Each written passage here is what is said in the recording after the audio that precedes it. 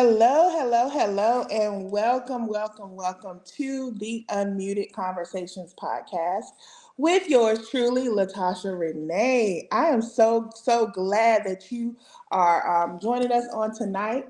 We are back with yet another episode, and you already know how we do here. We are obsessed with helping women unmute their message and share their story with the world. So tonight is no different. As we know, this is the month of October. Earlier this month, we talked about breast cancer. Also, tonight, what we're going to be talking about is domestic violence. We know that those topics are really big in the month of October. So we just wanted to highlight that. And we have some amazing women in our life here who would love to share their story. Some people are sharing their story for the first time, and we know that how much bravery it takes. So we are here supporting our guest on tonight as she shares her story. Tonight, it's a survivor story. We are here to celebrate survival, not necessarily being a victim, but how people can overcome and bounce back from things such as domestic violence. So I have an amazing guest with me here on tonight. So feel free, pull up a chair, be sure to share this, like, comment, subscribe if you're watching this on YouTube. We would love to have everyone that's possible to tune in to this story on tonight. I have an amazing guest. She is all the way in Dallas, Texas. Her name is Nikita, and she's going to be joining us on tonight. She's going to share her story, like I said, about her surviving domestic violence. So I'm going to give you guys a few minutes to kind of invite people to come on in. We are so excited, like I said, to be with you for another episode, y'all. Y'all have been so supportive of me on this journey with the Unmuted Conversations podcast. You know how we do. We love supporting one another here. And so before I bring my guest on tonight, I want to once again thank all of my supporters, all of my subscribers for always showing love, always showing support, always reaching out in the comments and, whether that's in my DMs, texting me. Thank you. Surely, if you know me, you know this is a God thing. So again, I'm going to bring my guest on tonight. Her name is Nikita. She's coming she's joining us tonight, excuse me, all the way from Dallas, Texas. She's going to be sharing her story of domestic violence on tonight. And I'm going to bring her in. Give me 1 second. While I'm doing that, like I said, be sure to share this live. And she is with us. Hey, Nikita, how are you? Hey, I'm doing good. How are you? I am wonderful. I'm so excited that you took time out of your busy schedule to join us here on the Unmuted Conversations podcast. Yes. I'm so glad to have you on tonight. If you can just introduce yourself briefly to our audience, and then we're going to jump right into the conversation. So once you introduce yourself, just tell us a little bit about your story when it comes to domestic violence. Just share as much as you want to share. Okay. Thank you. And thank you for having me. I No. am Nikita, or Coach Enrich, and I'm actually a life coach now. And I empower women to choose their own healing in order to break generational cycles and work to overcome any limiting beliefs holding them back from accomplishing their goals. Awesome, Nikita. And tell us a little bit about your story. You can start from the beginning. You can start, wherever you want, but just share a little bit about your journey and how you became how you got to where you are now. Okay. So, yes, you know what? I used to categorize myself as a survivor, and I find that I say more oftentimes than not, I don't categorize myself as a survivor anymore. I'm just here. I exist. I am just like everyone else. So it does not own me. Yeah. I allow that situation to guide me into the positive things in my life. So Yes. now I identify myself as just Nikita. I'm who I am. That is Yeah. a part of my story, but I know that that's something that I had to learn from and experience for my greater purpose here to help other people. Right. So you mentioned, sharing a little bit about my story. Well, my story started when I was actually in college, and it was 11 years ago in June that I had experienced my domestic violence. However, when we first met each other, we known each other for a total of 6 years in total. But for 4 years, that was my best friend. College, statistics, homework, hanging out. And when my life had difficult moments in it, that was the person that I went to, the male friend that I went to. Yeah. Nothing romantic at that time, but strictly a solid friendship that had value, and it was beautiful. The friendship was amazing. I could go to him and talk to him about situations with the people I was dating, situations with life and school and the roommates, and he understood. And that was the beauty in it. And then after we had been friends for 4 years and had a solid friendship, we decided to engage in a relationship. And the relationship, it wasn't, I'm not going to say it was horrible and it was bad. Uh-huh. It had moments in it now when I look at it that I would have probably paused on and said, no, this isn't going to work for us. Um, and what I experienced firsthand was more of a verbal, emotional, or mental abuse before Mhm. it got physical. Okay. It only got physical at the very end when I was removing myself from the relationship. Yeah. And I changed my phone number. Looking back on it now, I wish I would have handled it a little bit differently. But like I said, that was 11 years ago when it happened. And I just knew I wanted out of it. I couldn't take it no more. If Mhm. you're having a bad day at work, why am I the cause of you having a bad day at work? And I didn't Yeah. even do anything. So that is something that sticks out to me the most. Before it got physical, it was more mental, Mhm. emotional, Mhm. and verbal Yeah. things that were coming at me. And I was completely different than what I am today. My boundaries weren't as strong, and I just took it. So those things would come at me, and I'd be like, oh, okay, yeah, okay. What did I do now? What didn't I do right? And I would internalize it as something I wasn't doing when Mhm. actually I wasn't doing anything. But instead, it was getting thrown at me as if I was, and I was taking ownership in that. And that's not what I should have been doing. I should have been Right. saying, "Oh, no, this is not how this is gonna go. This is not how Right. that's not how that works." But I was young, Yeah. and I'm thankful to be here. I'll say that as well. Um, when it did get physical, his intention was to make sure that I didn't make it out of the situation. Mm. And I'm still here today, and I'm thankful for that. Amen. Amen. I think it's so good that you also bring up the point of that it didn't start physical. And let's be clear. Sometimes I think sometimes we feel like even as women when we're in relationships and it's verbal or it's financial abuse or it's words. We grew up on that thing. Sticks and stone may break my bones, but words will never. Words hurt, Mhm. and that is still a form of domestic violence. If someone is always degrading you, someone is always yelling at you, someone's always treating you some type of way, whether they've ever never physically put their hands on you, that is still domestic violence. That is still dangerous. That is still an unhealthy situation. It is still unsafe. So I'm glad that you actually brought that up to say, listen, we were friends at first. It was great. And even when we started our relationship, it didn't start off as physical, but it was still a form of domestic violence. So I'm glad that you even brought that up to say, it didn't always start, that way, but we want to shed a light on that so that we can let other women who may be in the situation know, listen, that's a red flag. You want to be mindful of those things.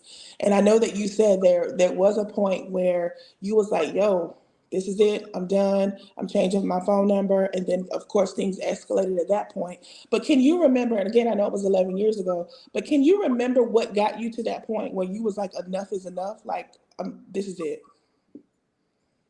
Basically, I'm at work and I'm getting these text messages. And Mm, I'm like, I'm not doing this today. I'm mhm, tired of doing this. I'm tired mhm. of doing this. It's not making no sense. Like I'm literally at my desk, minding my business, typing Yeah, away, and all of a sudden it's almost like things are being thrown at me, and there's no one around. I mean, my coworkers, but if you understand what I'm saying, you're in a relationship with somebody, and all of a sudden your phone is going off, and you're like, "But I hadn't even done anything today. What is right, happening?" And right. at that moment, I just remember being frustrated. I'm like, I'm trying to work. I'm trying to be successful. Here it is. I'm at this job, not even close, not even directly sitting beside you, but I feel like you're kind of over me at this point. And I feel Mm, like you're hovering. Mm-hmm. And this is me looking back on it now. Because back Yeah. then, when I was younger, I was like, what? I'm not doing this. I don't Yeah. understand why he even talking to me like this. I'm over here typing and doing my work. I don't understand what's happening. Yeah. And I just knew because I didn't live far from where I worked. When I went home on my lunch, that's when I changed my phone number. I stepped away from that building and I was like, I'm done with this. I'm changing my phone number. I'm cutting off communication. This is gonna be the end of it because I'm not dealing with this no more. I done been through enough. I'm not doing this. And it was just like it wasn't a fearful moment. It was just like I'm done. It was like I'm not doing this. I can't take this no more. I remember saying those words. I can't take this no more because I'm not doing anything wrong. Yeah. Yeah. Wow. I think it's so important, even that you just said that it wasn't a fearful moment. It You was. weren't afraid. You were just like, I'm just done. Yeah, like, and I think sometimes, that could be a reason why some women stay in relationships because they're afraid, either afraid they'll lose their life, afraid that they'll lose some type of financial security or anything. So sometimes I know fear does play a role.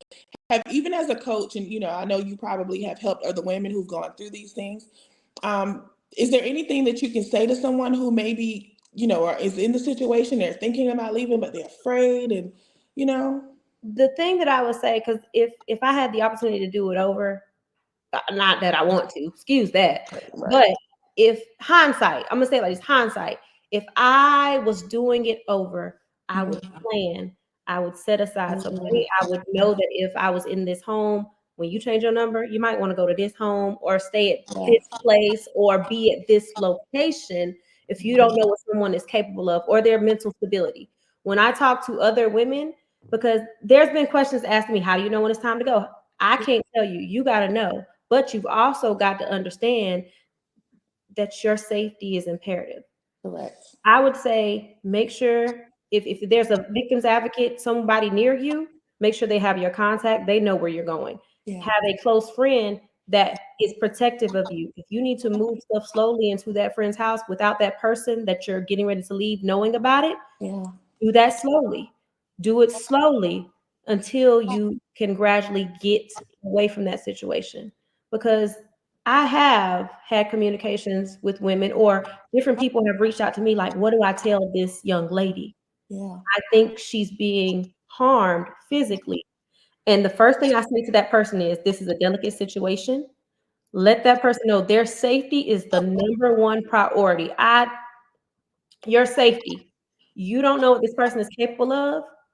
And I've also said to other people, when somebody's going through a domestic violence situation, whether it's physical, verbal, mental, that might actually look like you going into the kitchen and cooking a meal and putting a smile on your face to keep the peace because you're trying to remain safe. You're trying not to be yelled at. You're trying not to be talked down to. Yeah. It look like you putting on your best outfit with the biggest smile and standing beside this person to keep this person calm. Yeah. And safety is my number one thought. Yeah. So making sure that you have a plan of action to protect yourself the best way you know how. Yeah. Make sure you have somebody that is waiting on you at whatever location you're going to, whether you call the cops and they waiting on you at that location, your best friend, Yeah. somebody needs to know. Yeah, I think that's actually a good advice, having a plan, because like you said, if you just up and do listen, sometimes the safest thing for you to do might be to get out immediately. Yep. Like, that could be it for some people. So we don't want to, minimize that. But like you said, sometimes the best thing to do, the safest thing to do is to put a plan in place. Take a little bit of money to move it to this account. Take, like you said, take some clothes to your friend's house. And so I think that's so important that if you can do those things. And also, another thing that I thought about when you were talking is when you said sometimes that looks like going in the kitchen and cooking or smiling. It also lets us know from the people on the outside looking in, don't judge another person's situation or their relationship because you don't know. That woman could be planning this whole time, but you see her, staying, or you see her still cooking or still cleaning. But we have to learn too not to judge another person's situation because we don't know what's going on in her mind. We don't know, what she's dealing with or what she's planning or things of that nature. So I think that's so important when it comes to being supportive, because support looks different. Support may look like, listen, 3 a.m., I'm here for you, or it could just look like I'm praying for you. Support looks different. And so, let's not judge one another, especially as women. Let's learn to be supportive in whatever way the woman needs at that time. Which also makes me think, did you have a good support system? Or, sometimes people suffer in silence and their friends don't even know. Or, so did you have support whenever you were going through your situation? I'll tell you, I didn't tell nobody when I was going through it, but the day that I changed my phone number was when I talked to my dad. He said, Mm, "Do what you got to do. Do what's best for you. yeah. Don't take that. Don't take that. You don't have to take that." Yeah. He didn't know what I was experiencing up until that moment. And Hmm. I will share this with you as well. During the domestic violence, my mama was the last person I talked to, and I hit home and they heard everything. My Wow. parents lived 2 hours away from me, and my dad, I could hear him, "I'm coming, I'm coming, I'm coming." And I Mhm. know that was traumatic for them. Yeah. I'm my parents' only child. I know that Yeah. was something for them to experience. Yeah. And I'm thankful that even after that moment, and where I tried to force myself to go to work, I tried to force myself to keep my mind busy. I tried to distract myself from really focusing on what really happened. And I remember there were days and I didn't even want to get out of bed. And my daddy stayed with me. He drove 2 hours during the week to stay with me in my Wow. townhome. And he's a preacher. So at that time, he was going back home. He was driving back and forth between me and my mama. Some weekends I would go to church. He would say, "You want to go to church this weekend?" Sometimes I would say yes. And other times I'd be like, "No, I'm Yeah. okay." And but he stayed with me for, I think it was a total for about 3 months.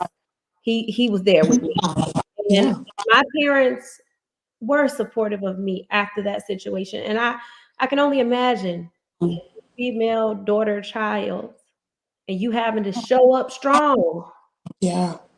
for her in her weakest moments. Man, and don't get me wrong, my mama was there for me too. She checked on me too. Some days she Mhm. was there during the week and some days she couldn't. But those those two people, not just because they my mama and my daddy, but because they Right. cared. They were Yeah. for me. They may not have even understood what I was feeling, but they were there. Hmm. I'm And thankful. it lets us know too that sometimes just showing up is what a person needs. You may not can't you may maybe you can't relate, maybe you don't understand, maybe you don't have the right words to say, you don't know what to do, but your presence matters. So one thing I can say, if you're ever in a situation where your friend or your family member or whomever is going through a rough situation, whether it's domestic violence, whether it's anything of the like, just show up for them. Maybe that looks like, listen, just sitting there and watching TV together, or just sitting at the foot of their bed, or whatever it needs, because sometimes people just want to know that they're not alone. And that's one thing I always say to people. A lot of times when we go through these moments, these dark times, we feel so alone. So when you knew that you could pick up the phone and call your mom, or look up and your mom and your dad was there for you, it kind of gives you that certain level of reassurance. They can't fix the problem. They can't fix what happened. They can't change the dynamics of it, but it does let you know that you're not alone. So I do think community is so important, having that support of family and friends. And we know things like this are not always the easiest things to talk about, even with amongst, the best of friends. Sometimes it's embarrassing. Sometimes people feel like, oh, what did I do to deserve it? Or why wasn't I strong enough to leave? Why did I stay so long? All of these things are things that are going through the mind of a person that is in these domestic violence situations. So again, I say, don't judge. You don't know what's going on with the person. You don't know what they're dealing with, but it's important to be there. And if you have resources, offer the resources. Maybe you can't, loan them money to get out of town, but maybe you can offer them a place to stay for one night, or whatever that looks like. But just assuring people, you know, that they're not alone. And if they share something this sensitive with you, just, hold their stuff and be there for them. And, anything else you would add to that? Like, what, as far as support as well? Something I noticed, and it goes beyond just domestic violence. When people say time heals everything, or give it some time, you'll get over it, that is Mm, dismissing that person's experience. I need people to correct. really understand. Please, please don't Yeah. say time will heal it, or with time you'll get past it or over it, because that is a dismissive statement Correct. to someone's experience in Correct. any way. And unfortunately, we think time heals it, but time doesn't heal it. Doing the work actually heals it, because I relocated all the way to Texas from North Hmm. Carolina, and I was Hmm. carrying that situation on my Yeah. back Yeah. for 3 years, thinking that I'm functioning normally, thinking that I'm successful Hmm. with my job, thinking that I'm showing up in the best energy. No, no, no, no. I was Yeah. showing up in a traumatic response to Hmm. everyday life. Time didn't heal that. Me doing the Correct. work and wanting to understand what's happening with me. Why am I going off? Correct. Why am I upset? This person didn't do, was that supposed to be me going off or expressing myself Hmm. when I was at a 10? Right. You, Right. you got to shine a light on yourself. But that statement of time, with time, you'll get over it. Oh, you just need some time. Please don't do that to somebody, because you don't know how deeply it impacts them. And somebody being depressed, having anxiety or PTSD can show up with a smile on their face, Hmm. and nobody will ever know that they are Yeah. hurting the inside. Correct. Have to be Correct. mindful of how we speak to anyone going through. Mm-hmm. Mm-hmm. I so agree. And like, you don't get, like you said, you don't get to tell another person how long it takes them to heal or to get over something. Because we like to say that too, get over it. You don't get to do that. You don't get to judge another person's journey. You don't get to tell them how long it should take. How long should they have PTSD and why you still crying about it? You don't get to do that.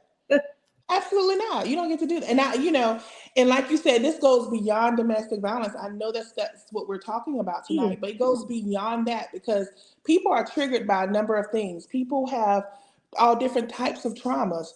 And let's just, be honest about it. And I'll say this, I've said this on my show because I believe in being transparent, even about my own life. I've, dealt with anxiety, I've dealt with depression, I've dealt with PTSD, and I've had people to say to me, "Oh, you still sad about that? You still crying about that? Or you don't really have PTSD. You just need to renew your mind." Come, like, trauma is real. I Like, and I've had those same comments. After this yeah. particular situation, I was diagnosed with PTSD, anxiety, and Hmm. depression. Hmm. And I'll never forget, I was in a relationship after this. It wasn't within those 3 years, but it was Hmm. more recent than not. And the Yeah. person said to me, "You should be over that by now. You're fine. You're here. You should be over that." And I'm like, whoa, Yeah. whoa. So insulting. It's so insensitive. Yeah. You don't you don't get to do that. And so I think, we have to understand too, we have to be mindful, we have to be sensitive to the needs of other people around us and be careful what we say, especially if you're a person that don't, like me personally, I'm really big on therapy and stuff like that. I understand trauma informed care. I understand how to talk to people and not kind of say those triggering things, like, because you don't know how your words may set a person off. You know what I mean? Like you said, maybe I should have responded at a 2, but because you loose with your mouth, now I'm at a 10, and I got there real quick. So let's be mindful of that. So I'm listen. That's If you true. are listening on tonight, I need you guys to pay close attention. Whether it's you, your family, your friends, be mindful of your words. Words have power. What we say to people, we need to learn, especially as women, to be more sensitive. Learn how to handle people with care. Because again, sometimes you can see people, they're smiling, they're happy, they seem like they have it all together, and they're going home and getting their head knocked between the washing machine and the dryer. You don't know what goes on in people's lives. So be mindful of that, be sensitive of that. And so that's why, again, I wanted to shine a light on this topic because, again, we don't always know what's going on in people's homes. And so I want to be able to have a real honest conversation about real life topics such as these, because people look at you now and they're like, oh, you're a life coach, you're helping all of these other women, not even realizing, listen, you got stuff in your backpack. That's why you're able to help these other women. And so, they see your pretty smile now, they see you sitting here, with your purple on. They're like, oh, she got it all together. No, she has a story. Mm-hmm. There's a story behind this, and so I want to shed a light on that on tonight. So I'm so glad that you took time out to join us on tonight to share your story. And also I wanted to bring up, now I'll just say this, I know me personally, I was married a long time ago. And I experienced domestic violence as well. And I will say this, that whenever I first experienced it, I did not immediately leave. Um, for a lot of reasons, because it was kind of like, oh, he's not my boyfriend, he's my husband. Let me also preface that I was like 23, so it was a long time ago. But it was like, oh, it's my husband, we're gonna make it work, we're in covenant, and all of these things. And so, or a lot of times, like I would kick him out, and then I'd let him come back, and we would do that back and forth thing. Um, so, what I want to also speak on a little bit is the people who were kind of like me years ago, who would go back or allow them to come back even after, um, a fight or disrespect or things of that nature. Like they'll let the man come back for whatever reason, whether it's you love him, it's financial, whatever the reason is. And I know sometimes for me, I would blame whenever it was all over. I had a hard time really forgiving myself for that kind of stuff, because it was like, dang, I could have gotten out sooner, or dang, I prolonged this, or was it my fault? Did I deserve it because I kept forgiving him and all of the things? So I want you to touch on that a little bit as well, as far as, when it comes to forgiving yourself, because we all know that in order to grow, forgiving that person is one thing. And we know that there's a process to that. But when it comes to forgiving yourself, because I know just people who I've talked to, they struggle with that. Like, dang, I can't believe I stayed. I can't believe I tolerated. Because, some of us, we're like, I'm a strong woman. I can't even believe I allowed it. So, can you touch on that a little bit? Just kind of share your thoughts on what you think about that.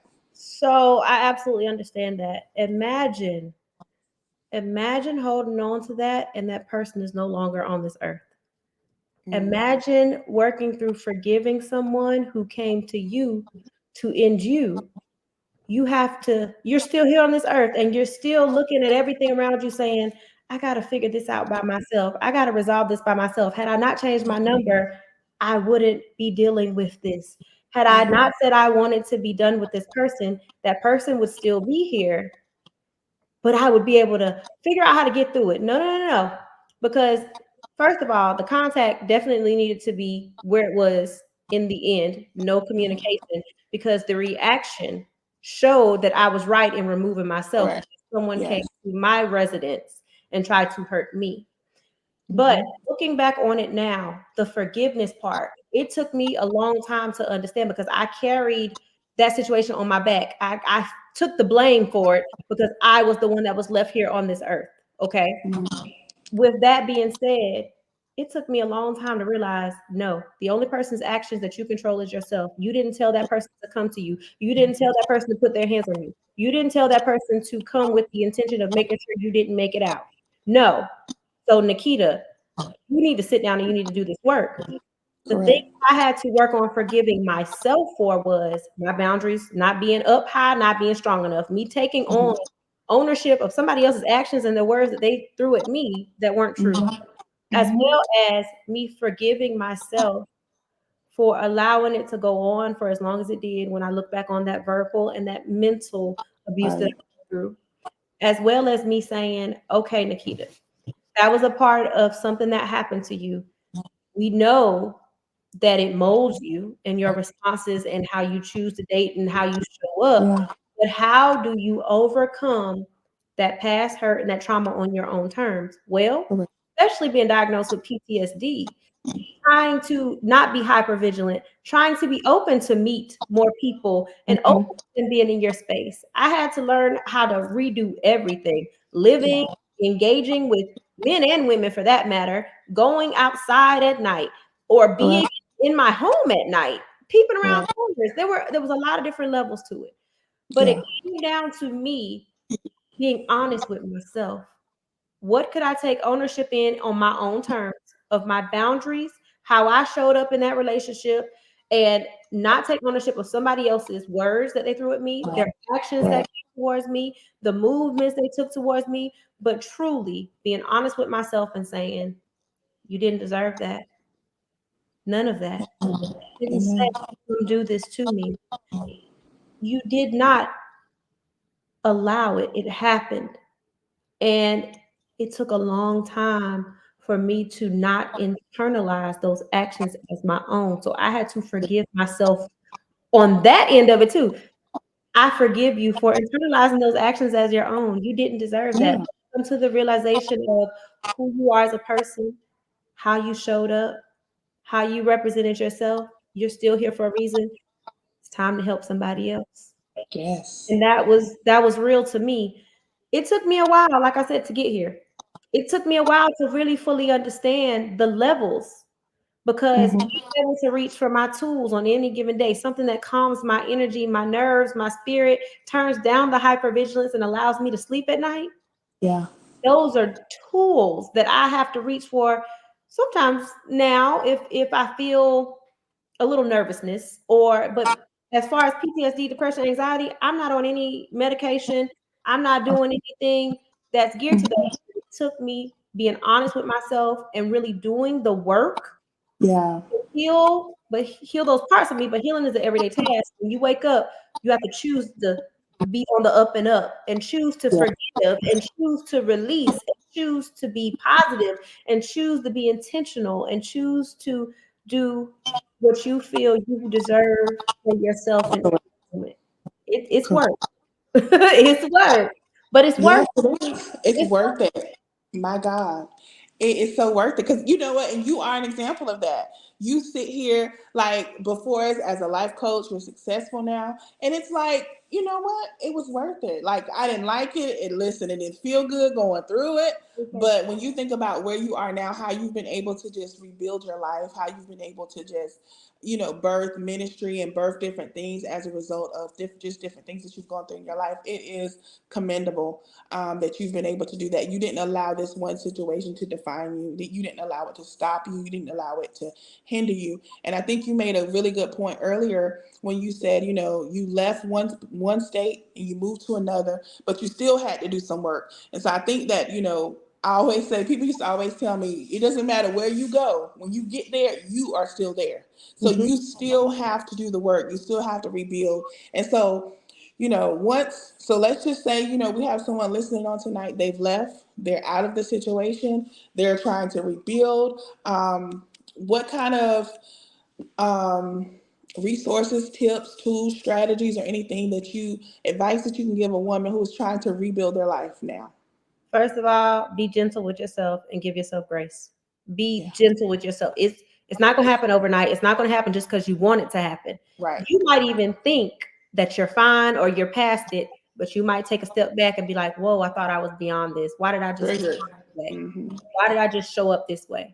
But if you're rebuilding yourself, even those moments are lessons. You didn't fail at anything. It's something for Right. you to apply and really see, okay.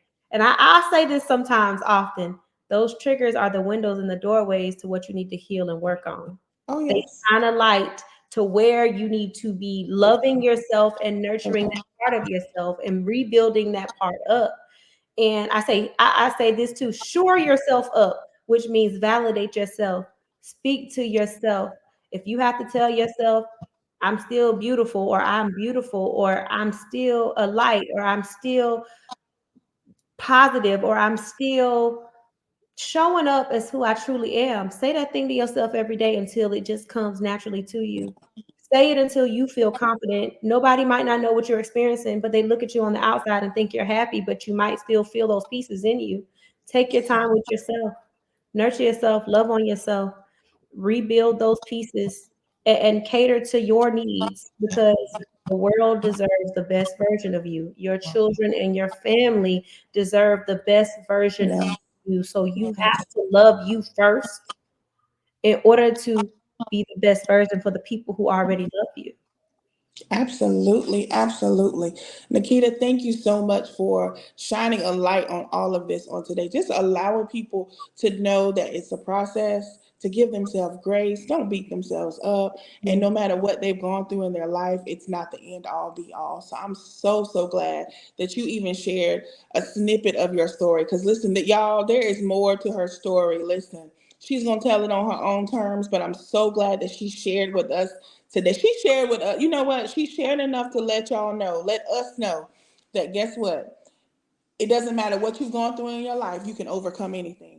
And Mm. so I once again want to thank you, Nikita, for being a part of the Unmuted Conversations podcast on tonight. To everyone who is listening on tonight, I would love for you to just continue to like, comment, and share this broadcast. Share it to all of your friends, anyone that you know who you think can benefit from Nikita's story. I definitely want you to share. For those of you who are watching us on Facebook, please continue to follow us there. We are also on Spotify as well as YouTube as at Unmuted Conversations. If you are interested in being a guest on my show, feel free to send me an email at unmutedconversations@gmail.com. That's all together, no spaces. And let's just see if we are a good fit for each other. You already know what we do here is I encourage women to unmute their message and share their story with the world. Nikita did that on tonight.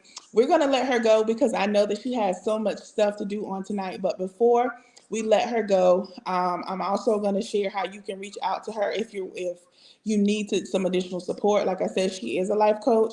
She, can help walk you through not just things like domestic violence, but just getting your life together, honey, because we all need a little help sometimes. So if you feel like you need some additional coaching support, Nikita is definitely available to help you with that.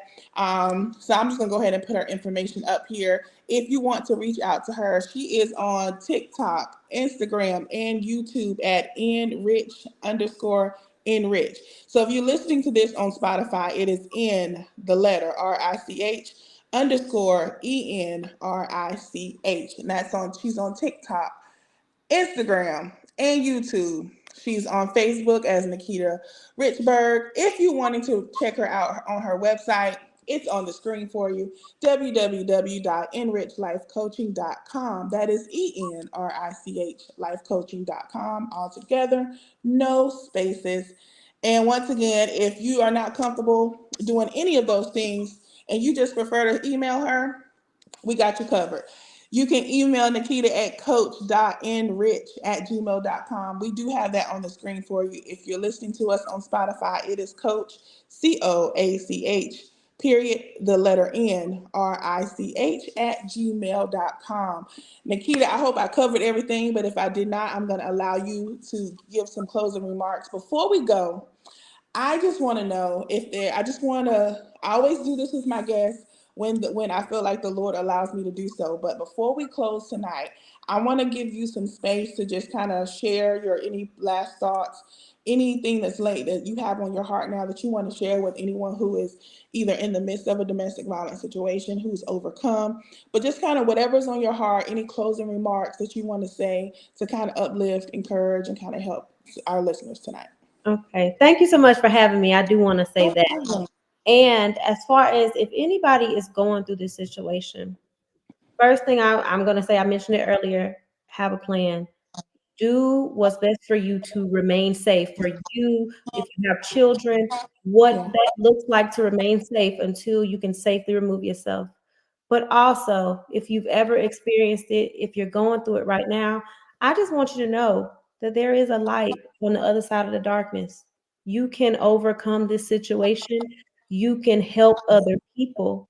But first, you got to love on yourself in order to get to a place where you see how this experience has impacted you and what you can do in order to overcome, love on yourself, and be the best version of yourself for your family, your friends, and anybody else who needs you. We need you here.